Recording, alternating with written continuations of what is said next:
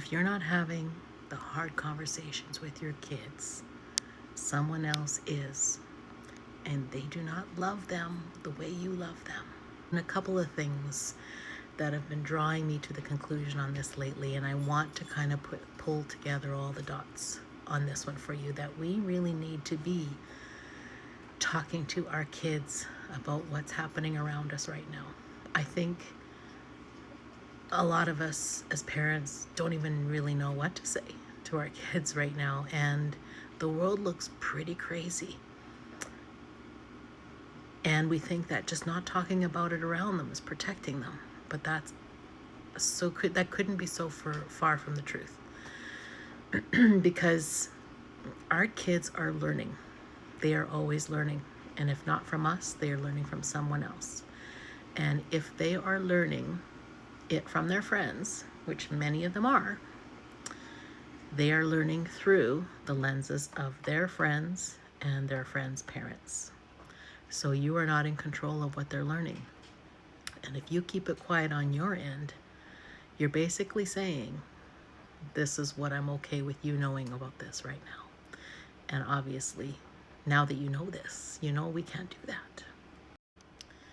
Another real reality is that the information out there right now is predominantly related to their age cohort, especially if you have preteen, teenage kids.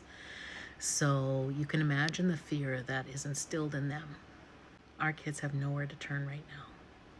And a lot of the information that they're hearing from other people, and it may not even be the accurate-esque, like I don't even consider news sources to be that accurate these days, but it's probably better than what they're getting at school, to be quite honest, because I am having the conversations at home with my kids about the files and all the things they're hearing, because I can guarantee you kids are coming to school with some interesting thoughts about what's happening around them, and it is filtering into your kid. They are hearing about kids being horribly harmed, and they are of that age group, and a lot of them internalize this because they don't have anywhere to go with it, because when they get home, mom and dad or guardians turn off the TV, shelter them, hide it from them, makes it even more confusing for them. It has never been more important to find a way to talk to your kids about these things in a safe way, in a way where they can feel more secure and a little bit more safe. Because I am seeing it in many kids, including my own, a lot of anxiety, a lot of stress, a lot of thinking. I can see their wheels turning. Even providing the opportunity for them to speak to a counselor or a therapist is also really good. Sometimes our kids just don't feel comfortable talking to their parents, and that's pretty typical and pretty normal. And there's a lot of reasons why those trust levels haven't developed. They can be stronger.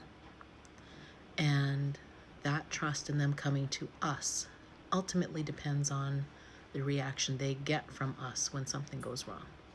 So if you want to foster that sense of trust in your family, with your children and yourself, make coming to you a safe place to go so that they can come and have those conversations. We can certainly unlearn our part in this and open up those conversations.